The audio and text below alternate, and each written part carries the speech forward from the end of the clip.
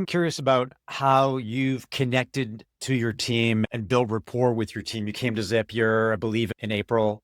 The company is all remote. What are the mechanisms or tools that you use to make sure that you're synced, everyone is aligned, there's a sense of camaraderie, that it's one for all and all for one as a manager? What are some of the things that you've had to navigate? And what are some of the best things that you've done over the last 4 or 5 months to embed yourself in the organization? James will tell you this from knowing me for so long. I'm a people person. The minute I run into him, I get a big old bear hug and we get to be humans about ourselves when we're in person.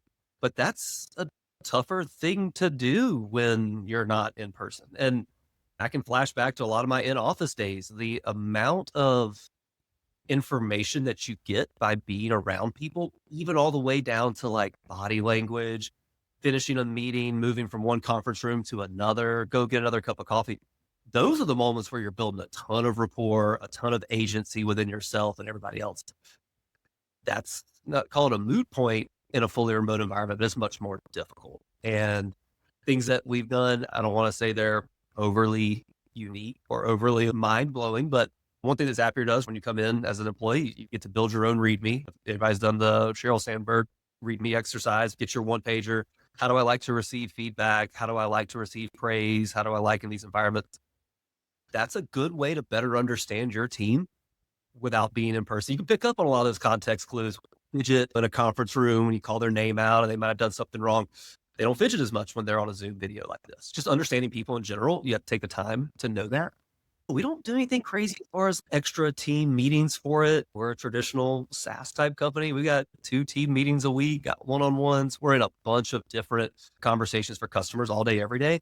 But the one thing, just talking about rapport and trust and confidence, take all three of those words and we can do a fun word cloud with it. But I tell my team that I've got your back no matter what. I'm also that person that put it in my README that trust in my mind is not earned, it's given. Like both of you, I trust you both immensely at 100%. You didn't have to earn anything like that. That's just the human nature of me. A lot of people aren't that way. Some people are more skeptical and a little cynical. Nope, you have to earn your trust with me. I'm the opposite of it. I think that brings a barrier down for people that they can open up and they can feel more confident in themselves. I'm not necessarily one to give too many high fives or false praise for folks. I like to keep it very genuine and sincere, but people need to know when they're doing well or when they're not doing well. And I think you should have to take this very pragmatic, conversational approach. You don't have to go read 5 leadership books to do it. Be yourself and be authentic about it. But there's things that we do just as a business in general. We've got our weekly company-wide hangout.